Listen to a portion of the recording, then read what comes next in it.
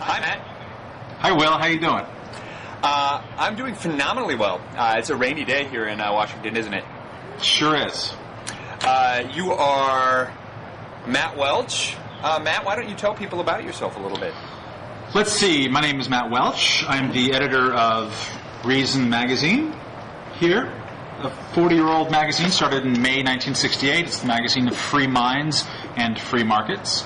And also pursuant to this conversation, I'm the author of a newish book, but certainly newly relevant book entitled John McCain, The Myth of a Maverick, we can all see up here, published by Palgrave Macmillan in October of 2007, and finished at a time, I believe I turned it in 3 days after he almost quit the race in July. So, is there any other books, book-length treatments about McCain out right now, Matt? There are at least 2 books that I'm aware of that were being worked on, and they had the plugs pulled out from them sometime last year or early this year because it wasn't looking so good for John McCain. So I can only thank Palgrave Macmillan as much as humanly possible for sticking through this. There are other John McCain-related books. Some of which I happen to bring because this is, we should have props on Blogging Heads TV. Oh, yeah. Mickey Couse needs more kind of. So John McCain himself wrote a book this year with Mark Salter, his co-writer, called Hard Call. What's the subtitle? Great Decisions and the Extraordinary People Who Made Them. It's sort of a profiles of courage updated for the 21st century. Extraordinary people like John McCain. He's threaded throughout, but no, it's more extraordinary people like Abraham Lincoln, who he likes to compare himself to, Winston Churchill, who is his kind of Teddy Roosevelt of this election cycle. Last time around, he was talking about Teddy Roosevelt on and on and on, as was the Weekly Standard, and one of the things that I try to do in the book is explain how his ideology formed over time and really kind of cemented in place around 1998 and 1999 with his first run for the presidency. And part of that was he was kind of marching in lockstep and had really great interaction with the Weekly Standard guys. And they were all, let's look at Teddy Roosevelt. Let's talk about national greatness and let's hit these notes. And so that's what he was doing in 2000. This time around, it's more Winston Churchill, being tough in the face of political opposition that doesn't understand the need for toughness and appeasement and all that. But other books out there that I would like to recommend, I didn't bring all of them, regrettably, but there were some biographies written in last cycle around, or after last cycle, including Man of the People, which is kind of comically named considering that John McCain has been an elitist all of his life. He's the third generation Navy royalty. His father basically prosecuted the Vietnam War, and his grandfather was also a 4-star admiral. So his name is I didn't even know his full name, and it really does sound like a prissy aristocrat. John Sidney McCain III. And there's John Sidney McCain IV. I wouldn't describe them as prissy aristocrats. I mean, let's keep in mind that John Sidney McCain IV is at Annapolis, they're warriors. They have fought on both of McCain's sides of his family. I believe his grandmother's side and his grandfather's side. They've fought in like every war since that first opening scene in 2001: A Space Odyssey. I think there was a McCain involved. These are things I did not know. That his father was basically in charge of the Navy in Vietnam, right? Yeah, not just the Navy. I mean, he's in charge of sink pack, and he had to. It was his father who was ordering bombing raids over Hanoi as John McCain was a prisoner there. Think about that for a second. Yeah. And one of the many moving parts of McCain's own writing. For instance, in Faith of My Fathers, his Vietnam memoir, and some of his other books, for instance, I think Why Courage Matters, which is another one of these profiles in courage thing. That's the moment of his father's life that he is most proud of, that he was able to, grit through the tears and order a bombing that could have killed his son, which is a pretty interesting kind of psychological territory. Beautiful. Certainly. It's beautiful. And then his grandfather was, maybe I was mixing this up, he was like one of the main Navy commanders in World War II, is that right? Yes. He was, I believe, a submarine commander. He also was in World War I He cut his teeth in Teddy Roosevelt's great expansion of the Navy, and in fact rode on the Great White Fleet, the wonderfully named Great White Fleet, I should say, in 1907 and 1908, the circumnavigation of the world, to show that America was a naval force to be reckoned with. And one of the many funny little ironies for me personally in doing this book is that I learned his grandfather was, I think basically scrubbing toilets. He was just out of the Naval Academy at the time, and the actual commander of the USS Connecticut, which is the ship that he was on, was my great-great-grandfather. Interesting. Hugo Wilson Osterhaus. There's been Hugo Wilson Osterhaus? Yes, Hugo Wilson Osterhaus, the first and the second, we were the first father-son admirals in the U.S. Navy. The second were McCain's grandfather and father, and they both served under various Osterhauses. It's kind of a bizarre coincidence. So you really consider McCain to be beneath you in some way? No, not at all. He's a man of great accomplishment. I'm like every other journalist. I'm just happy to lick his boot and be in his general presence. Well, let's talk about that a little bit later. But let me ask you a few questions about McCain and his background. Sure. The book is The Myth of a Maverick, and I guess that's actually let's talk about this now. The McCain narrative in the press. So, I mean, I suppose I should, just emphasize the fact that the reason we're talking about this right now is that McCain recently won South Carolina. It looks like the nomination is now his to lose, and despite the fact that he seems to have been completely out of the game just a few months ago, I had read your Reason cover article, Be Afraid of President John McCain, The Frightening Mind of an Authoritarian Maverick, and I found that your piece of Reason just completely surprising. I didn't know all of these facts about McCain. I had been sort of uncritical of I knew I didn't like him in the sense that he's one of the biggest proponents of the war and the surge, and I'm an anti-war guy, and he's the sort of most visible sort of warmonger in Congress, I think. So I didn't like him for that, but I never really doubted his place as this sort of maverick senator who just tells it like it is, and is willing to buck the conventional wisdom of the Republican Party, and boldly goes across party lines in order to just get stuff done, Matt.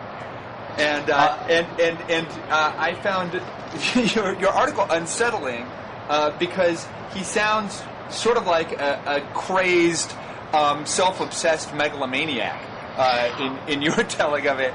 And I didn't and not only that, I didn't know this stuff about his very elite military ancestry and the centrality of sort of military greatness and aggression and conflict to his vision. And so I wanted to draw some of that out. It's the reason why the book is called Myth of a Maverick as opposed to John McCain ideological profile, because actually it is an ideological sort of portrait of him and a user's guide of what kind of president he might make and what he believes in and why. But before you get to any of that, you got to scrape off these layers of mythology that have come up around him, many of which have great basis in truth. But many of them also just really do not. And you can see it. I just had a piece in today's LA Times talking about how in the early primary states in New Hampshire and South Carolina and Florida, without exception, among Republican primary voters who described themselves as anti-war, McCain won by a factor of 2-1 in all of these places. I mean, like stomping Ron Paul, beating out Mitt Romney. Same thing, voters who consider themselves angry at George Bush, or voters who describe themselves as independent. And it's since he has not won yet, not once, a plurality of voters who describe themselves as Republican in any of these primaries, we are facing a guy who became a front runner without ever appealing to Republicans and doing it on the anti-war vote. And he was, in my arguing, he would be the most explicitly pro-war president since Teddy Roosevelt. People forget in 1999. How did that happen? I mean, like, I am not one to be surprised by the ignorance of the American voter. But that's almost a little bit too much for me. I mean, people must simply be having the idea that this guy is a sort of an independent-minded maverick and not know anything. Well, no, I mean, I think that people do. Some people know certainly what he's like. They just like him. Don't discount just basic likability. For one thing, the whole reaching across the aisle, poking your own party in the eyes, this kind of stuff. Everyone loves that. Everyone wants their politicians to have Sister Souljah moments or whatever the equivalent is when a Republican does it. It's a great applause line. He does that from a sense, I believe, two senses. One is just that he's a military man through and through, so he has a sense of country first, party second, which is something that I can totally get behind myself. So, of course, it's pleasing when he is, goring the ox that you would like to see gored. So that's legitimate. Another sense of it, though, and I think this is where it gets into more disquieting territory, is that he doesn't base his policy beliefs, I don't think, on any kind of articulated ideology in the traditional sense. I mean, he has Barry Goldwater's seat and occasionally will call himself a Goldwater Republican, but I don't think he even knows what that means. He's never acknowledged much of a sense of limited government and what happens when people are allowed to exercise their own freedom.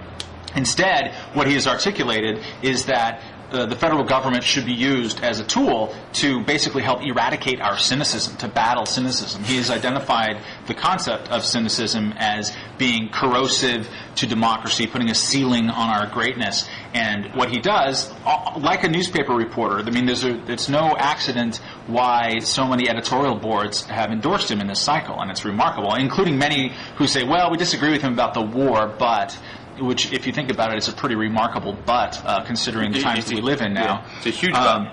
But part of the idea is that he sees problem, he fixes problem, which is a very newspaperese thing. You're not really concerned with, you don't think over much about, well, is this the proper role of government? The proper role of government is something that John McCain doesn't necessarily ask himself. He sees a problem causing cynicism, which is money in politics, so must fight money in politics. The problem is that when it breaks down on details, frequently his solutions are really messy and awful, McCain-Feingold among them, and arguably McCain-Kennedy. I mean, by the time comprehensive immigration reform came around, that was a pretty ugly piece of legislation. But for him, it was like must-fix problem, here's my fix for it. The other problem is that I don't think that he has a sufficient regard for constitutionality when he's fixing those problems. He made famously the remark on the Don Imus show of, if I had to choose between a government that has, quote, First Amendment rights, unquote, or one that has a clean government, I will always choose the clean government, which I think, in any kind of jest, is still one of the most remarkably frightening things you'll ever hear. He just doesn't seem to care that much about the... so I think he really does have that appeal, that sort of big, strong man fix problem. Which is one of the sort of perpetual dangers of democratic politics, is that people, these parties, they're always squabbling, they're always just, there's gridlock, things need to get done, we need a doer, know, and I think he does appeal to that. I mean, but is that exactly why he's sucked in the press to such an amazing degree? I mean, because I can buy that just the regular Joe, their model of good government is having a sort of a powerful man who can make things happen. But the press corps is full of intelligent people with degrees from fancy schools who you would imagine would know a little bit of something about the way the world actually works. Are they so liable to just this sort of pragmatic doer thing, or is there more to McCain's personality that seduces the press? I mean, you start your book with with a quote from Michael Lewis in the New Republic, which is just incredible because it shows the actual erotic attraction that some journalists have to make. Let me read it because this is please do. So delicious. The shock of finding a Republican outside the Democratic convention is followed by a disturbingly pleasant sensation. I'm beginning to understand the war that must occur inside a 14-year-old boy who discovers he's more sexually attracted to boys than to girls. The longer I hang around McCain, the harder it is to fight the feeling that maybe I'm Republican. Right? I mean, it's not even veiled, this sort of like sense of transgressive longing. Yes. And how has he accomplished that? There are 3 or 4 factors at play on this. One of them, and this sounds trite, and I think therefore it's true, is that he's a genuine war hero. How many reporters end up hanging around veterans, period? It's not really their group, especially if they're national reporters. Mm-hmm. And then how many of them hang around with someone who's an actual war hero? So there's that. There's also, he's a Republican, and as you can see in that passage and in other passages that, like from Charles Lane from the New Republican in 1999 and other people who were just warming up to McCain back then, it's the same thing, like, oh my God, I'd like a Republican, it's so out there for them. He's so dreamy. He's dreamy, and he's just, people are perpetually surprised that Republicans can be human beings and not ogres. But there's a couple of other things at play, too. After the Keating 5 scandal in 1989, 1990, he was getting hammered in the polls. He's described it as the lowest point in his life, lower than being tortured for 5.5 years. Tell me what the Keating 5 scandal was, Matt. I remember it vaguely, but I'm short on details. Can you just... Yes, the very first real sponsor of John McCain's political career was a guy named Charles Keating, who was a big Arizona and California-based businessman, also a real prude and like an anti-obscenity campaigner. But he owned Lincoln Savings and Loan, where I had an account, my very first account, I'll have you know, in California. But anyway, so Lincoln Savings and Loan was his big thing. He was being investigated by regulators at the whatever regulates the banks, I forget right now. And the investigation was stretching out a long time. He was a big campaign donor. He donated, and his company and employees of his company donated more to McCain than anybody else by far in the first several years of his political career. So he put pressure on people that he gave money to. McCain was one of them. John Glenn of Ohio was another one. Dennis DeConcini of Arizona. Alan Cranston, and you always forget the fifth one, but that's okay. Good enough for government work. So he approached all those guys and very loudly said, can you give a brother a break over here with all this harassment? And so the 5 senators, the Keating 5, met with regulators twice, or investigators, on 2 different occasions and said, hey, what's going on with this investigation? Maybe you want to hurry it up. Those investigators, were sort of like seized up, and then they reported to their boss, who said this is really unusual intervention on the part of senators in what we're doing. Around the same time, it was shown that Charles Keating turned out to be a real big crook. He ended up spending a lot of time in jail. The savings and loan was just falling apart, the whole industry, and it required billions of dollars worth of bailout. And so this became the kind of political face on a political corruption scandal called the Keating 5. McCain was the only Republican out of the 5, and he long felt, basically until last year, he felt like he was a scapegoat, a partisan scapegoat, because they needed a Republican on this. And he was very bitter about his role. He said, if I was guilty of anything, it was going to 2 meetings on behalf of a major employer in my district.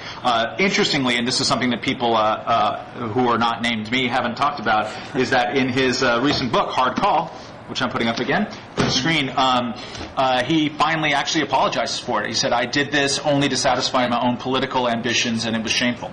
Anyways, so in the wake he thought that was like the worst chapter of his life since spilling some beans in Vietnam, which also led to a big, it was worse. It was actually worse than Vietnam. He said several times to his biographer Robert Timberg that this was really lower. And I think in his own books he's written the same thing. This is worse because people question his patriotism and people question his honor, and he's haunted by this sense of honor, which is one reason why he sort of gets away with calling himself a straight talker and all this kind of stuff, is because you could see he really wants to be a straight talker and he wants to live up, especially to his father's honor. So, to get back to the original question, what happened is that in the wake of the Keating 5 thing, he was facing re-election, he was getting hammered in the press, he made the strategic decision, and it was brilliant. It was, all right, I'm going to hold a press conference, and I'm going to answer every single question until they run out. I'm just going to basically dump all the documents on the floor. What do you want to know? I'm going to open my door to the press. I'm not going to fend them off with handlers or anything like that. I'm going to sit down with the reporters forever until they run out of questions. And, lo and behold, he started getting some really good press. There was also some weird selective leaking that went out on. But anyways, he very quickly realized that, oh, wait, this is a pretty useful strategy. He's had it ever since, and it's bought him an astonishing amount of goodwill. I think you can argue that he's got more good press of any national Republican in at least a quarter century. And it keeps up to this day. I mean, you come on the Straight Talk Express. Michael Lewis, who you quoted before, who's a great journalist, McCain invited him to live with him, like for the 2000 campaigns. Like, come back aboard the Straight Talk Express. We can live in the same apartment in Washington. And Lewis actually ended up writing a big essay for the New York Times saying, I can no longer cover him because he's basically my friend now. But so this has been really, really useful. So if you pull, a journalist and give all this crazy access to, of course you're going to be flattered by the attention, and he's a very charismatic guy. Plus, if you're going to write about him to any degree or discuss him journalistically, you've got these huge, dazzling points in his biography, right? I mean, you've got he's tortured in Vietnam, you had the Straight Talk Express, and you had campaign finance reform, which is a really big kind of quixotic legislative thing. So by the time you get around to his political philosophy, I mean, you've already, you've spent your whole wad. So I think I make the argument that basically he is the most overexposed yet under-examined candidate out there. And I think it holds true. I mean, just judging by the sort of mythology that you see, even just in the newspaper editorial endorsements, which are just like filled with untruths.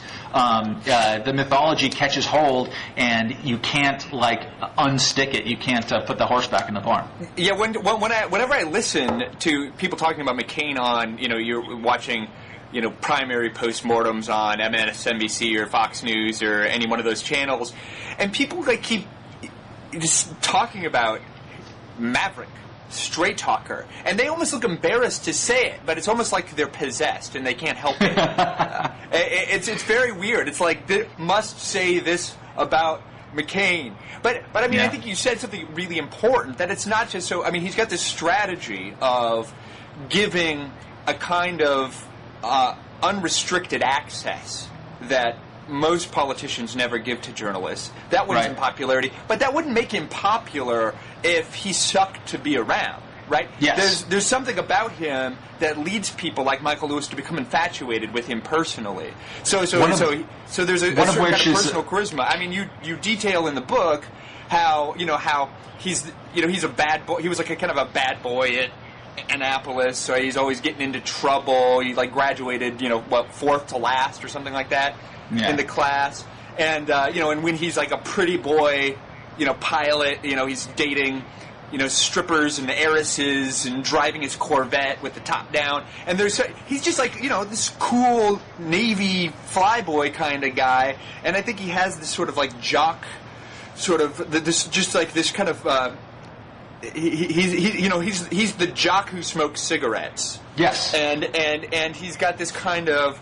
I don't give a damn kind of coolness that the nerds from the debate team who end up becoming journalists, they find themselves finally I get to this. This guy is treating me well, and I mean that's kind of what it seems like to me, because the funny thing is he can be so brusque and dismissive of anybody who actually challenges.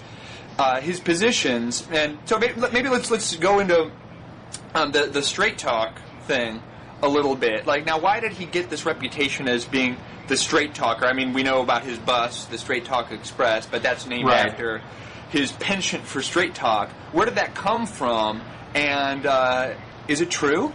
Part of, broadly speaking, no, I don't believe it's true. I don't think that he talks particularly straighter than any other politician. All you have to do is see his performance of the debate this week and all the way up until the Florida primary, he's been pretty seriously mischaracterizing Mitt Romney's stance on timetables and withdrawal in Iraq from last April or whatever it was. Most people who've looked at it said, this just kind of isn't true, and yet he kept reiterating it at the debates. He'll look you in the eye and lie. He does it in every day, just like any other politician. But he just keeps repeating a little straight talk, and people buy it. But one of the reasons is that he is really great. He's very disarming about admitting his own flaws up front. Mm-hmm. If you look at even Michael Lewis's original writings about him, he said, you want to almost protect him, stop talking so honestly, you need to shield yourself. He will volunteer information about how he cheated on his first wife to a journalist he's just met, He will volunteer information about, how he was kind of a crappy pilot and, he crashed a plane by doing a stupid flyby, or, he cut some power lines in Spain. He'll talk about the Keating 5 scandal, sort of, and his role in it. And that is so rare. I mean, it's rare enough to get a politician who will just talk to you without a mediation. But that's important strategically, too, because then he sort of preempts all the stuff that's in the opposition research file, right? He's already admitted it. He jokes about it. He publicly regrets those moments when he let self-interest, override his chief concern for the national interest. And so he's able to preempt criticism by being frank. Yes. Yeah, but isn't that a kind of straight talk? It's a kind of straight talk, except when, it's... I had a friend who was in a band once who had a great song that was sort of about the way that young guys in their 20s, I'm sure this doesn't relate to you at all, Will, but kind of get out of being a jerk over and over again. And I think the song went something like, I'm a bad person, I'm a bad person, I'm a bad guy. Beautiful. Yeah, obviously it's had some kind of heavy metal integrity to it. But the point being, it's, apologizing is a great way to get laid. People think that you're being so honest, you're being so frank and upfront. That's very big of you. But as any guy in the early 20s knows, you can keep making the same mistake over and over and get away with it. One of the really interesting things that he did after the 2000 campaign was, I don't know if you recall this whole Confederate flag flap in South Carolina. So, on one day he says, it's a terrible symbol of slavery, it ought to be taken down. The next day he sort of stands up and reaches into his pocket and he pulls out a crumpled piece of paper very exaggeratedly and sort of undoes it like this and says, I think that it is a states' rights issue, and as I am a Federalist, obviously it's a decision for South Carolinians to make. I am sorry for the confusion, and he puts it back in his pocket, right? Yeah. And in his book, Worth the Fighting For, which is the one book of John McCain that I recommend everyone read if you really want to, besides my own, if you really want to know what he thinks about the proper role of government and politics. He says, I was lying. I just did it and not only did he sort of lie about his position about, caring about states' rights all of a sudden, but he also indicated that he wanted to do this elaborate kind of show to signal to reporters, to wink and nudge, and say, hey, I don't really believe this. I'm still one of you. It's all right. And that is... to me, speaks to a kind of pathology which is a little bit bizarre, and it's a little bit troubling that journalists would fall for it. That means it's more straight talk. It's no, he was dishonest to begin with, and then after he was dishonest about that too, and then copped to it, and because of that he's more straight than ever. No, what happened is that for one of many times that he's admitted, several times in his own books, he let ambition get in the way of honesty. His own personal ambition get in the way of what's good and right for the country. He's warned all of us over and over and over again in his books, but the thing is, people don't read his books, except me, apparently. Yeah, well, so, that's kind of I will never, ever, ever lie to you, except when I do. Yeah. And then when I lie to you, when you catch me, I will admit it. He'll just he'll dissemble and say no, that's not true, and he'll change the subject. I mean, he's very combative. He's oftentimes at his best when he's cornered or when he's losing because he's such a feisty character. But I mean, you saw it again in the debate last night. He was asked a very good question by Janet Hook of the LA Times, which was, okay, look, you said in 2001 and 2003, not only did you oppose the tax cuts, but you said that it was bad because it was helping the rich at the expense of the poor.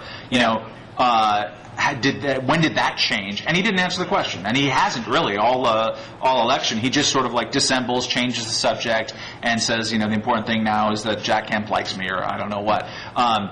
So he doesn't necessarily always admit it. He admits it when I think there's no other way out, and perhaps when it's convenient to do so. Sometimes when he's called on things, some of the best journalism that's been done about John McCain over the last 2 years has been done by reporters who, in the process of doing the journalism, were totally frozen out. The whole I'm going to answer every question until it's finished. Suddenly it stops when you talk about what a complete about-face he did on ethanol in Iowa, or what a complete hypocrite he is about campaign finance in terms of violating the spirit, if not the letter of the law, with this thing called the Reform Institute, which is a big nightmare and a suck up of tens of thousands of dollars from the cable companies that he oversees in the Senate Commerce Committee. Tell me what it was that he what exactly was the flip flop on ethanol?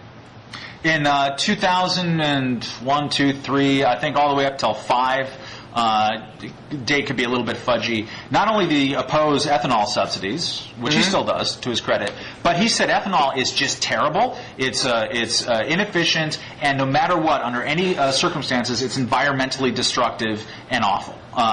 And then in 2006, suddenly he happens to be campaigning in Iowa, and he's like, you know what? Ethanol's fine. I'm just against the subsidies, but it's really been it's been vital to the Iowan economy, and it's going to help us with energy dependence.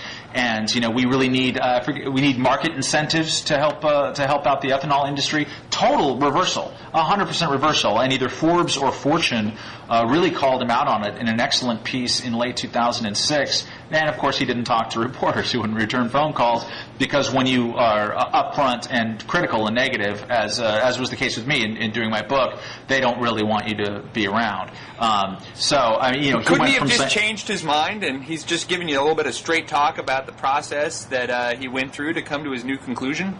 No. He presented it as, well, I always said that I would support ethanol once it went over $40 a gallon or whatever the hell it is. But he didn't always say that. The reporters went back and checked it, and he said basically under no price, under no circumstance is this not a terrible and environmentally destructive idea. And then he went back and said, ethanol's great, just don't give direct subsidies, give market incentives instead, whatever. Yeah, but who cares about ethanol? That's the thing. What's this about this institute that he has? So his hypocrisy on campaign finance? The Reform Institute is called. It's I forget exactly what. Is it a 501c3? I think it's a 501c3. Probably. And it's tasked with helping reform agenda as regards to clean money in elections, and now it's all actually gotten into environmentalism and some other things. But it's basically where his campaign staff was able to work in between campaigns. Same lawyer, same publicist, same lobbyists and whatever. They just went and worked there. But because they're a 501c3, they didn't have the usual campaign finance restrictions. So they were able to raise $50,000 from this cable company, $50,000 from that telecom company, many and or most of which had business under his Commerce Committee. And he also, if I'm not mistaken, used that or used another similar group. Actually, I think it's a second similar group, but they had a lot of overlap as well, and had letterhead from the same office. He used that as his own sort of political slush fund, for lack of a better word, that he would give to candidates who were in favor of the reform agenda, candidates who happened to coalesce in South Carolina and New Hampshire, of all two states in the Union. But it's if you Google it, look up Reform Institute and John McCain, and it's in pretty direct violation of the spirit of his own campaign finance laws. Yeah, but the campaign finance is what that it's about. It's not that that money in politics is bad per se. It's this cynicism that money in politics engenders in the broader electorate, who just assume that if there's all this money moving around, then the political process is going to be doing the bidding of the money men. So as long as you keep it quiet and people don't know about it, they won't get cynical about it, and then that's okay. And so the people who are exposing the hypocrisy of the Reform Institute are really just perpetuating this culture of cynicism that denies us pride in our nation, and they ought to be ashamed of themselves. That sounds a little bit cynical, Will, frankly. I don't think that he's come out and said that they ought to be ashamed of themselves. I think he just kind of doesn't talk about it. But you point up something that's really important. He hasn't been talking about campaign finance reform. In 1999 and 2000, this was the transcendent issue is a phrase he loves to use. He's used it God knows how many things. If once we finally clean up money in politics, once we pass this law, then finally we can usher in a new wave of Teddy Rooseveltian reform. Well, it turns out they did pass the law, and it didn't get money out of politics, and he just doesn't talk about it anymore because he's moved on to the next transcendent issue. The point with McCain is that he always has a new transcendent issue, and the only solution to that issue is to concentrate power on the federal government level and use it to combat this cynicism. And if it didn't work, fine, whatever, move on. Well, let's talk about in just a minute. Let's talk a little more about the power of central government initiatives to help infuse our lives with meaning. But first, let's a little more on the straight talk. So, what do you make of? So McCain, as you mentioned before, was one of the sponsors of the immigration reform bill. Right. Now he's backpedaled furiously on that. I think what I've heard him say is that he was just chastened by voters, and now he realizes he's wrong. I mean, what's his line on why he's changed his position so sharply? It's as you said. I mean, he said that we went to the American people, and the American people let us know in no uncertain terms that we need to secure the borders first. So that's what we're going to do. That's a little bit different than what he was saying 8 months ago, which was sort of snarling like, "Well, if they want a wall, then we'll give it to them. We'll give it to the damn people," that kind of thing. He clearly doesn't have his heart in building a huge border wall, but he wants to be president. But at the least, and this is good for him, he is acknowledging that he changed his mind and that there was a process behind it. During that process, of course he will, depending on what time of day it is, he'll say that he never changed his mind. And there are pieces of legislation that he's co-sponsored that he's now voting against. I think the DREAM Act was one of them, which would have given, in-state college tuition to illegal immigrants. Correct me if I'm wrong, fact checker in the sky, but I think that's what it was. And he has, in the debate the other night, he was just sort of like, when people ask him, would you sign McCain-Kennedy if it got on in front of you as a president, and he's really just hemming and hawing. He can't come up with a straight answer. But again, even then, he's being a little bit more straight about that, acknowledging that he, had to change his mind than he is about other issues like tax cuts, like ethanol, like a variety of different things. So would you say, just like a straight-on contrast, is McCain less opportunistic or more opportunistic or the same as Mitt Romney? You know what? I think he's less. McCain is governed and he's haunted by this concept of honor, of dignity, and of truth. I mean, in every single primary he says, I won because I told you the truth. Clearly that means something to him. I forget what the statement is, or the old aphorism is, but even something that is mythological, if people believe it and they repeat it often enough, it does indicate something about their thought process or about what they aspire to be. I think somewhere in his heart he does genuinely aspire to be a unique truth teller on this God's earth. He has said several times the very implausible thing that his father never once told a lie, which is, and I say that's implausible not as any slur on his father, but because most people, A, lie and fib here now and then, and two, his father was an alcoholic, and alcoholics of all people on this planet are known to spin a tall tale now and then. But he's haunted by this concept, and it governs him to some degree, and people can see that, and they give him sympathy because of that, some of which is earned. I think Romney has flip-flopped more in general, and that he's done it in a less convincing way even than McCain in this race.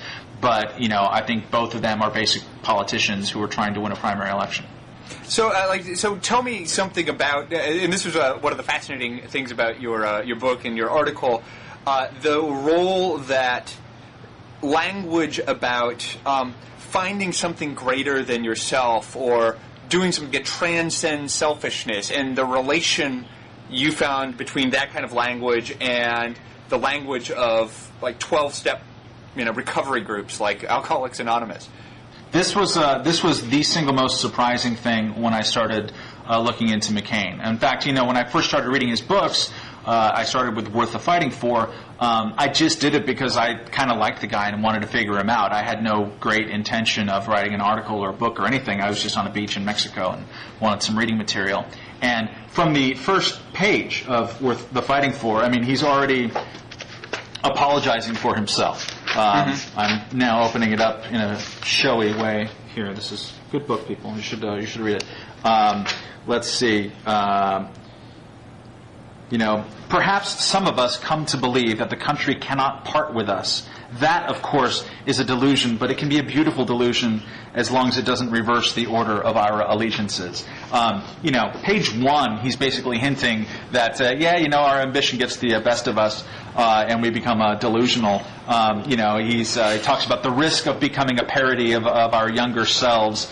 I fear becoming ridiculous, all this kind of stuff. I fear my act might be getting tired, and that I'm doing things for my own self-aggrandizement. He's haunted by this constantly, but when I was reading this on the beach, I was just struck. I have at least some nodding familiarity with the 12-step and recovery process for reasons we need not get into. But that is the language and the notion of 12-step to the T. It is to start every conversation with, "Hi, my name is Matt Welch, and I am a bad guy. Hi. Thank you for accepting me, Will, finally, after all these years."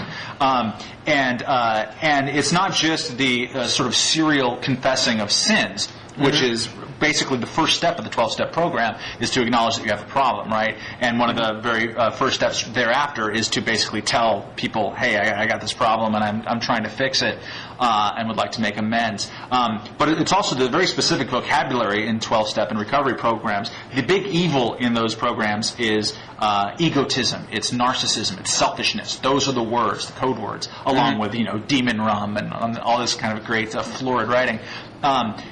Over and over again in McCain's books, especially Worth the Fighting For, and especially Faith of My Fathers, his Vietnam memoir.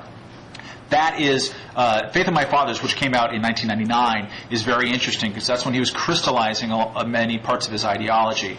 And in it, he told his Vietnam story as this tale of redemption. Young Johnny, the Maverick, the pain in the ass, he was selfish, egotistic, narcissistic. He thought that he himself was the source of all strength. And what he learned, the moral of the story, after some pretty entertaining passages about dating hot Brazilian models and stuff. Seriously, they're pretty entertaining.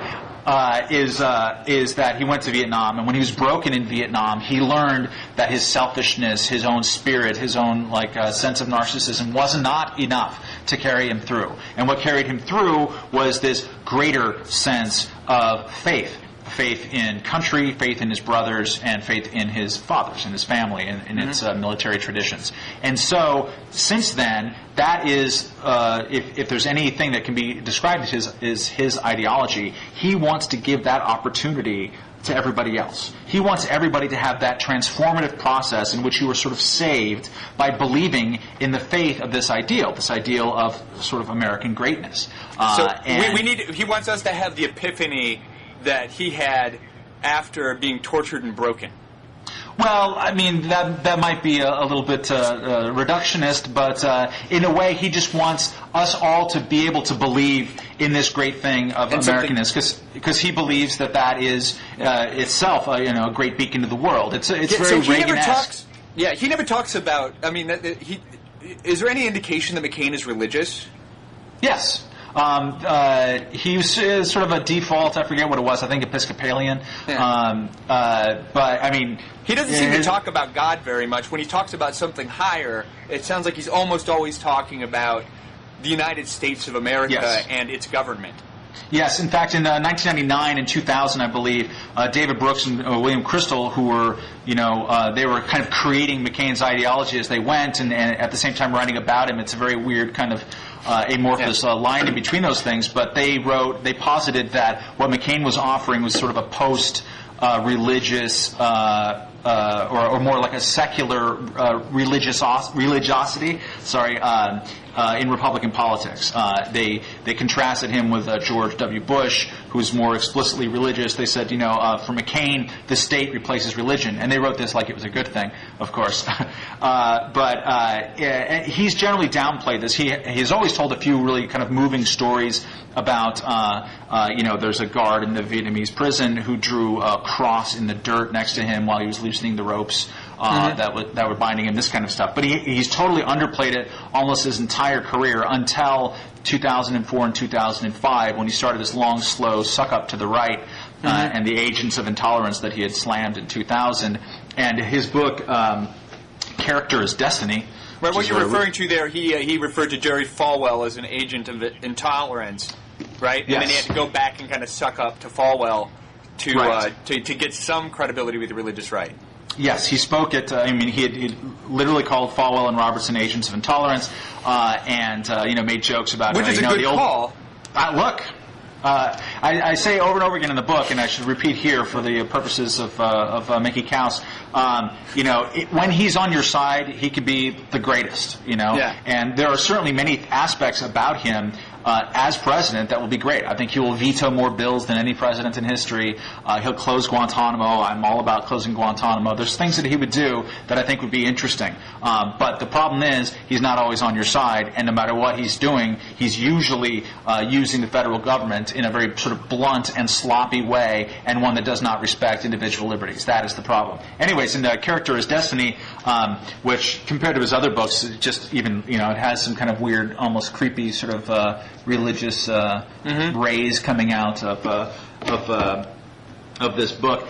Suddenly he's talking about God in every other sentence, and he's capitalizing he and him, and even in talking about people like Mahatma Gandhi and Charles Darwin, he's talking about it through a religious light, which is pretty bizarre compared to what he had been like before, in which God just kind of doesn't come up except in the odd anecdote now and then. Yeah. So generally speaking, yes, he hasn't really been a big religious guy, but in order to win the election this time around, he changed the way he talks and he changed the way he acts in order to attempt to mollify Christian conservatives, and I don't think it even worked out well. But his rhetoric is completely replete with this semi-theological language about the importance of committing yourself to something greater than you, than yourself, and now because of that creeps me out. Partly because I'm a very kind of ideological sort of individualist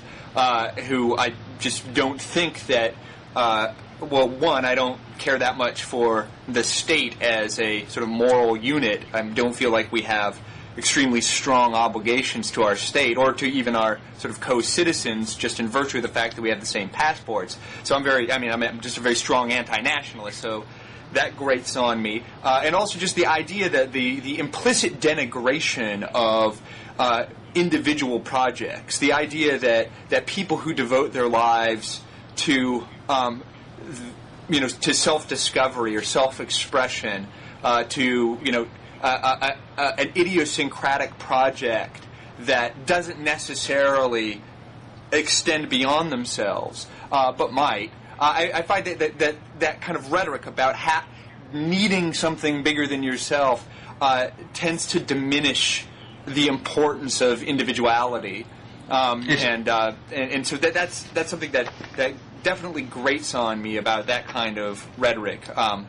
not sure where I'm going with that, other than it sure does. My disagreement with it. And it's again something that came up in the debate the other day. He was talking about, he's sort of mocking Romney for someone asked McCain, why do you think he'll be a good president managing the economy or whatever, as if he needs to manage the economy. But he said, well, I was a captain of the biggest squadron in the Navy, and I wasn't doing it in the private sector. I was doing it for the public good, something like that. He sort of looks down his nose directly at it, and it's all throughout his speeches. In 1999. 2009 and 2000, when he's sort of spelling out his concepts for national greatness and why we need to bring back Teddy Roosevelt to the White House, he was saying that those who seek merely private gain live a half life. If you're just pursuing happiness without sacrificing for a cause greater than yourself, then you're living a shell. You have a ceiling on your own happiness and greatness because you're not going forth for this big, great common cause.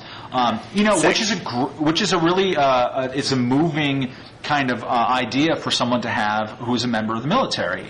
That is all fine and well. It's a military ethos. It's an honor ethos. Yes. And one of the things that I find dismaying about it, and one of the reasons why I say I like Romney, I wrote a blog post about this last week or so, that because these folks had written in the Weekly Standard about how McCain is the candidate of virtue. Right. And I find that ridiculous. He's the candidate of a certain conception of virtue, a certain honor ethos that dominates the military, and you kind of need that ethos in order to have the kind of sort of the kind of solidarity and single-mindedness of purpose that you need in military units. So you can see the function of those kind of virtues in the Army or the Navy, but a society isn't the Army, right? A society isn't an institution created for, violent confrontation. That's not what societies are. And as societies change, what is a virtue in that society changes. And so I think in many ways, like somebody like Mitt Romney, and this is, I think, something that's generally true of a certain class of, say, Mormons, that sort of like Stephen Covey, whatever the, rules for highly effective people kind of stuff. They're actually live by a certain set of, those rules for highly effective people are certain kinds of capitalist virtues. And somebody like Mitt Romney, who's run a extremely successful sort of investment firm, embodies certain kinds of capitalist virtues that obviously McCain has no respect for. That it's not like Bain Capital is purely selfish. I mean, sort of large economic concerns can be a project that's much bigger than yourself, that benefits many, many families who are employed for that company, who benefits all of its consumers. That whole thing is bigger than yourself, and that's how people actually, are better off over time, is by these kinds of firms creating value. But if it's not directly focused on some large ideal like national greatness, then McCain just sees it as being sort of morally unserious, and I find that troubling. Yes, and I mean, you do put a nice philosophical shine on the fact that you're just basically going to vote for Romney because he's Mormon. Well, laugh, laugh, laugh. Identity politics, man. Identity politics. You hit it right on its head.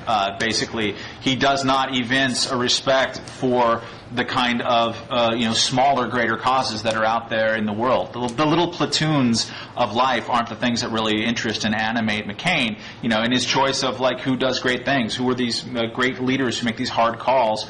They're military leaders, they're presidents. Quite a few of them, not to caricaturize him, are people like Gandhi, people like Martin Luther King, people who sort of fought against the state too. But for the most part, he's interested in the idea that we all sacrifice together for this great American ideal. It's a very militaristic concept of citizenship. He's always in favor of as much national service as possible. I think that's it, Matt. It's that we're all. It's not just that you, because almost everyone is committed to something bigger than themselves in some way. I've committed to my life to fighting for liberty. That's what I do professionally. That's bigger than me. I care about the liberty of people in countries all around the world. I'm a cosmopolitan liberal. How does that? How does my helping to liberalize immigration in the United States directly affect me? I'm really worried about the well-being and the liberties of less advantaged people all over the world. But that's not a project that I think everybody need have. And I think you pinpoint the idea that what's meaningful isn't just having something, being committed to something bigger than yourself, but everybody being committed to the same thing that's bigger than themselves, which is the United States of America. Yeah, and I mean, ultimately, this is what, besides the kind of 12-step language, of which, you know, the greater cause is right there in like step number 2 or step number 3. You have to devote yourself or acknowledge that there's something greater than yourself who sort of operates the universe. But besides that, the single element that sort of creeps me out the most about McCain, who again is a guy I'm kind of inclined towards. I like flyboy weirdos. They're funny. But it is that he does not have respect for the individual in a way, and it's ironic too because all the way up his whole life he was being this individual. He was like straining at the leash of his military destiny. He was third generation, you know. I talked earlier about how my own family had its own kind of analog to John Sidney McCain, first and second. Well, the third generation of that line just went to the crapper, and I hate to speak ill of someone who is related to me and died in the 20th century, but the expectations on the third generation of anyone is just kind of rough, and it's really to McCain's credit that he sort of fought and strove, but I mean it was a struggle all the way. He really was an individualist, but because he's like he has the zeal of a recent convert, because he had been such a strong bullheaded type of guy, and he still is to some degree, but he's able to channel these sort of character faults. But eventually he submitted to the narrative that was bestowed upon him by the family. Yes, and found his own way to go about it, and has accomplished many things depending on how you look at it. He certainly has had a terrific career, but I just worry that my own conception of what I want to do with my freedom is going to conflict with his, which it already does. I mean, and if I was we're going to gamble here, at the Reason office on Super Tuesday and put down some bets for who's going to win the primaries. I would is not that be legal, Matt? Yeah, I don't know. I know that John McCain wants to outlaw all gambling on college sports, even though he does it himself. He had a bracket for the NCAAs on his website, his campaign website. He needs the government to help him from doing things that he shouldn't do. Yeah, that's just not a concept that respects individuality and just like rational common sense. I mean, it's steroids in baseball is another transcendent issue that he thinks that we need the federal government to fix. He's just going to find some new, great, huge passion. And in the meantime, he's going to greatly expand our use of the military in the world at a time after 5, 6, 7 years of this stuff that, A, not very popular, B, kind of counterproductive, C, do we have any more troops left that we can cycle out there? And we've spent, what is it, about almost $500 billion now, which we could have been spending on other things. Yes, maybe. or not spending at all. For example. No, and he doesn't, because he comes from this great tradition of sort of Rooseveltian, the U.S. Navy is going to guarantee the world's shipping lanes and keep the world safe for democracy. He doesn't even understand the question of why it would be bad we'd be in Iraq for 100 years. He does not have that game theory idea of if we spend well over 50% of the world's national defense budget totally, and if we are the ones in all cases who go and defend the world against itself, then people are going to A, resent the hell out of us, B, make the target on our backs bigger, and C, which might be the most important part, abdicate responsibility for their own affairs. And whenever people abdicate responsibility, they sit back and say, okay, you take care of it. Right. Whoever they're sitting back and letting take care of, they're going to resent like crazy. Meanwhile, that entity is going to grow, it's going to expand, it's going to be tempted by power. I just see that kind of as a problem. He sees that as sort of a solution. And that is probably, more than anything else, the one single thing that worries me about electing him in November. Well, okay. John McCain is a warmonger in favor of American imperial hegemony, but he's not really all that bad, is he? I mean, so no. Hasn't he been good on immigration, which is something that I care a lot about? Isn't he been good on free trade, which is something that I care a lot about? But I mean, then you have to start defining on what means good. I'm glad that he, unlike many in his party, unlike many anchors on CNN, unlike many co-founders of Blogging Heads TV, does not seem to be animated by a certain fear of the Mexican and a certain disproportionate hysteria about what the Reconquista is. Mickey's a very good friend. No, but I mean, he seems to be animated by something that's entirely different. However, I think McCain-Kennedy was a terrible bill. There's all kinds of just unnecessarily complicated, illiberal, bureaucratic clusterfudge in this thing, and it wouldn't have been good. So he identified his heart was in the right place, which everyone wants to believe with him because he's a sympathetic figure, but when you're in the Senate, you're actually supposed to come up with some bills and legislation that makes sense. I mean, probably the biggest way that my own politics have changed after being exposed to all you libertarian types all these years was that I used to think that campaign finance reform was a good idea. I, too, believed that money was corrupting politics and that, Mitch McConnell obviously couldn't be serious about protecting the First Amendment because he was Republican. I have confessed my sins ritually, and I'm now I'm submerting myself to the higher power to redeem myself. All that said, when you believe that in the way that I did, in the way that a lot of newspaper people do, you think he's great. But look what he actually passed. It is a really terrible bill that hurt people's freedom and violated the First Amendment. So, no, he's not all that bad in that he's not, motivated by necessarily purely venal desires. And many, if I had to vote right now between him and Mitt Romney, I'd probably vote for him.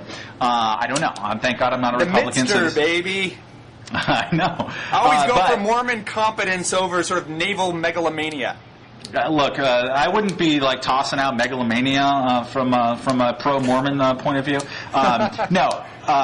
Besides slurring your co-religionists, there's many things about McCain that are very interesting. Again, he'd be a great vetoer of spending bills. He has a legitimately great anti-pork record. He's very willing to look at defense contracting corruption and crack down on it, and he's saved the country billions of dollars in these activities. And he would, I think, seek actually to be more of a presidential unifier in a way than George W. Bush, and that wouldn't necessarily be 100% creepy. So I think there are things about him that are legitimately sort of presidential or would be interesting when done in the White House. But you'd also be talking about someone who's using the bully pulpit to make you believe more in the cleanliness and virtue of the federal government, and I think that that's pretty dangerous. Well, you heard it here first, folks, the preview of President McCain. Do you think if nominated he'll win, Matt? I think if he's nominated against Hillary, he has a pretty darn good shot. If he's nominated against Hillary and there's a terrorist attack, he will win. If he's nominated against Barack Obama, I think he'll lose by double digits. And one more question, Matt. Is that Walnuts video the best thing you've ever seen? I just, it's an acquired taste, but I don't know a single person who, at least upon the 10th viewing, hasn't thought that is the most sort of genius YouTube out there. I just had to mention that so we could put a link to it on the site. Thank you. And our viewers can helpful. Discover the joy of it themselves. Well, we're out of time, Matt, but thanks so much. Your book, McCain, The Myth of a Maverick, is available at fine bookstores everywhere, and highly recommended. It's just a readable and entertaining account of a man who has many more layers than is presented in the popular media. So thanks a lot, Matt. Thank you, Will. It's very nice of you. I hope you sell a few more copies. Thank you. All right. Talk to you later, man. See you. Bye.